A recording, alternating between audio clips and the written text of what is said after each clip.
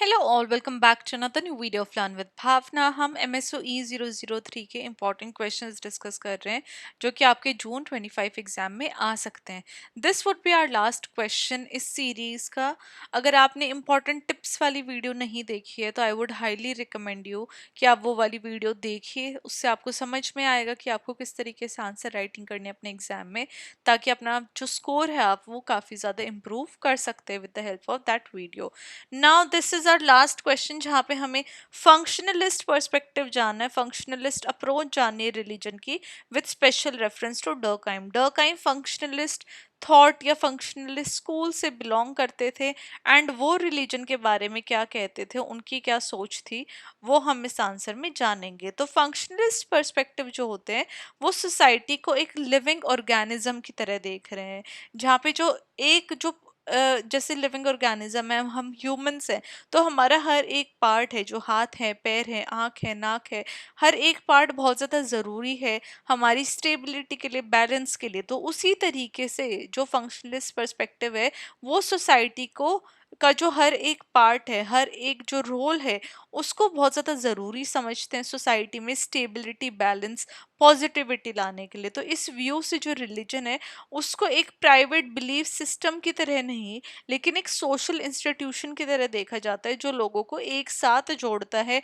लोगों की जो लाइफ है उसको मीनिंग प्रोवाइड करता है, सोसाइटी में सोशल ऑर्डर मेंटेन करके रखता है। तो एक और मैं आपको बात बता दूं, जो फंक्शनलिस्ट के अंदर जितने भी आते हैं, डर्कहाइम है हमारे, वो जिस भी बारे में बात करते हैं तो वो उसकी पॉजिटिव साइड ही देखते हैं। तो ये आपको पता होना चाहिए कि जो फंक्शनलिस्ट है, फंक्शंस वहाँ पे आ गए, तो वो पॉजिटिव रोल में ही जो रिलीजन को है वो यहाँ पे देखेंगे। नाउ सोशोलॉजिस्ट जो मोस्ट क्लोजली एसोसिएटेड हैं इस अप्रोच से, इस थॉट ऑफ स्कूल से, वहाँ पे हमारे one of the founding fathers हैं सोशोलॉजी के, एमिली डर्कहाइम। जो उनका आइडिया था, उसने फाउंडेशन ले की अंडरस्टैंडिंग रिलीजन की, कि कैसे जो सोशल फंक्शन है रिलीजन के वो किस तरीके से हैं rather than it's theological truth. तो डर्कहाइम ने जब रिलीजन को स्टडी किया तो उनका बहुत फेमस वर्क है the elementary forms of religious life 1912 का, जहाँ पे उन्होंने ऑस्ट्रेलियन अबॉरिजिनल ट्राइब को स्टडी किया था। क्या उनकी ट्राइब्स के अंदर रिलीजियस प्रैक्टिसेस होती हैं, वो प्रैक्टिसेस कैसे अफेक्ट करती हैं उनकी लाइफ को, इन सब के बारे में उन्होंने समझने की कोशिश की थी। एंड वहीं से उनको बहुत ज़्यादा फैसिनेशन हुई कि कैसे जो रिलीजन है उसके द्वारा लोगों को एक साथ लाया जाता है एंड एक sense of community with the help of religion लोगों के अंदर जगाई जाती है। तो डर्कहाइम बिलीव करते कि जो रिलीजन है वो एक सोसाइटी की रिफ्लेक्शन है।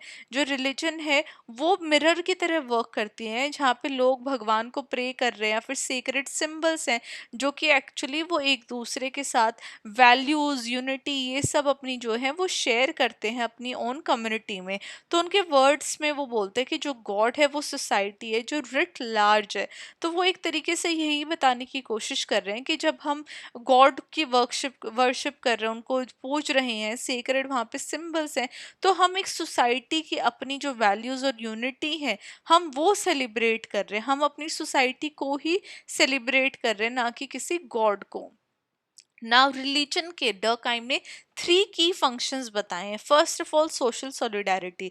डर्कहाइम बोलते हैं कि जो रिलीजन है वो लोगों के बीच का जो बॉन्ड है उसको और भी ज़्यादा स्ट्रॉन्ग करता है। जब लोग एक साथ आते हैं रिचुअल्स करने के लिए, प्रेयर्स करने के लिए, फेस्टिवल मनाने के लिए, तो उनके अंदर एक shade of sense of belongingness होती है।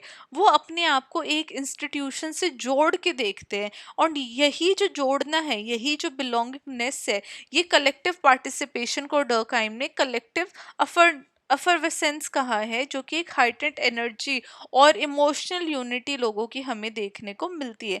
फॉर एग्जाम्पल दिवाली, ईद जैसे फेस्टिवल्स के टाइम पे तो लोग हर एक स्फीयर ऑफ लाइफ से एक साथ आते हैं, जहाँ पे वो अपने डिफरेंसेस को भूल जाते हैं और एक साथ जुड़ के सेलिब्रेशन का हिस्सा बन जाते हैं। Second is social control. अब डर्कहाइम बोलते हैं कि रिलीजन एक मोरल वैल्यूज को ले डाउन करता है, रूल्स को ले डाउन करता है, जिस तरीके से हमें सोसाइटी में रहना है, किस तरीके से हमें बिहेव करना है। तो ये जितने भी शेयर्ड नॉर्म्स है, रूल्स है, रेगुलेशन है, ये हेल्प करते हैं सोसाइटी में एक सोशल ऑर्डर मेंटेन करने में, जहाँ पे एथिकल कंडक्ट जो है सोसाइटी में वो प्रमोट होता है।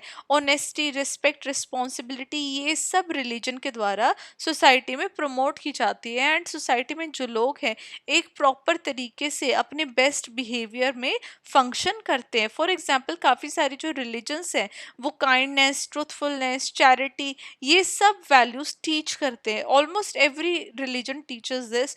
एंड ये सारी जो वैल्यूज है लोगों के डेली बिहेवियर में भी आती है, एंड उनको समझ में आता है कि what is right and wrong, and वो डेफिनेटली जो रास्ता है वो राइट का ही चूज करते हैं। तो ये जो सोशल कंट्रोल है, डरकाइम बोल रहे हैं कि ये रिलीजन के द्वारा ही सोसाइटी में आ रहा है।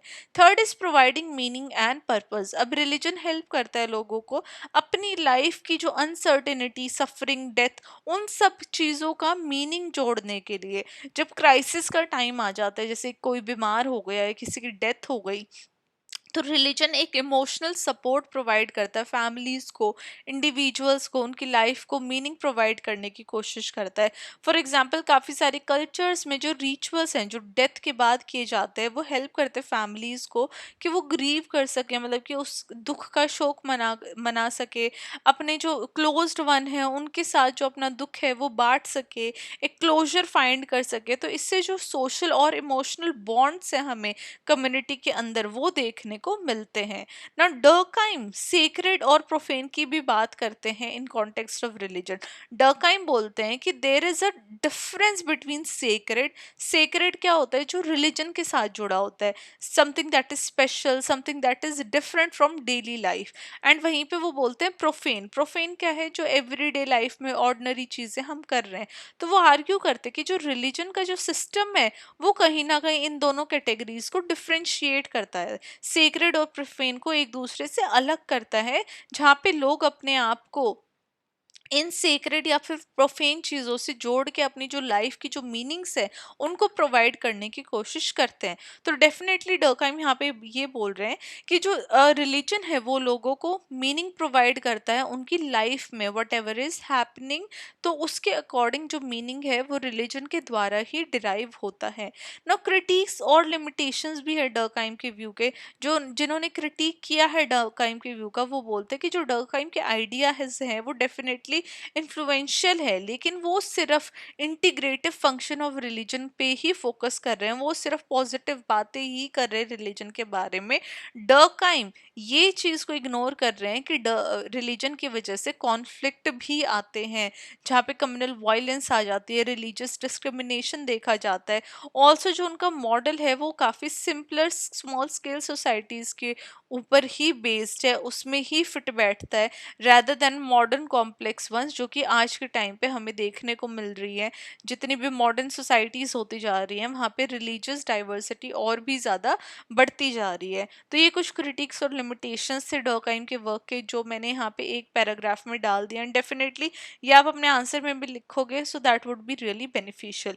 एट द एंड हम अपने आंसर को कंक्लूड करेंगे ये कहते हुए कि जो डर्कहाइम का फंक्शनलिस्ट व्यू है वो रिलीजन को एक यूनिफाइंग फोर्स की तरह देखते हैं, कि मतलब कि सोसाइटी को एक साथ लेके आ रहे हैं, लोगों को एक साथ लेके आता है रिलीजन, जहाँ पे shared values, emotional support, social cohesion religion के द्वारा देखी जाती है। इवन इन मॉडर्न टाइम्स जहाँ पे रिलीजन इतना डिक्लाइन कर रहा है कुछ पार्ट्स ऑफ द वर्ल्ड में, लेकिन जो उसका सोशल फंक्शन है वो कहीं ना कहीं सेम सिमिलर रहा है।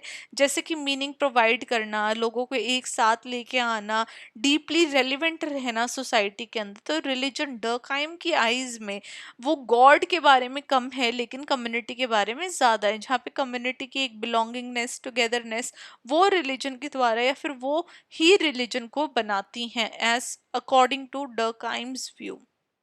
तो ये हमारा आंसर था, जहाँ पे हमने डर्कहाइम का व्यू देखा रिगार्डिंग रिलीजन, जो कि एक फंक्शनलिस्ट थॉट ऑफ स्कूल से बिलोंग करते हैं। तो यहाँ पे अगर फंक्शनलिस्ट अप्रोच आ जाती है तो भी आप डेफिनेटली स्पेशली डर्कहाइम के व्यू के अकॉर्डिंग आंसर लिख सकते हैं ना। अगर डर्कहाइम का ही नाम लेके क्वेश्चन आ रहा है तो डेफिनेटली ये आपका आंसर वहाँ पे सटीक बैठेगा। तो इसी के साथ जो हमारा ये लास्ट क्वेश्चन है वो भी एंड होता है।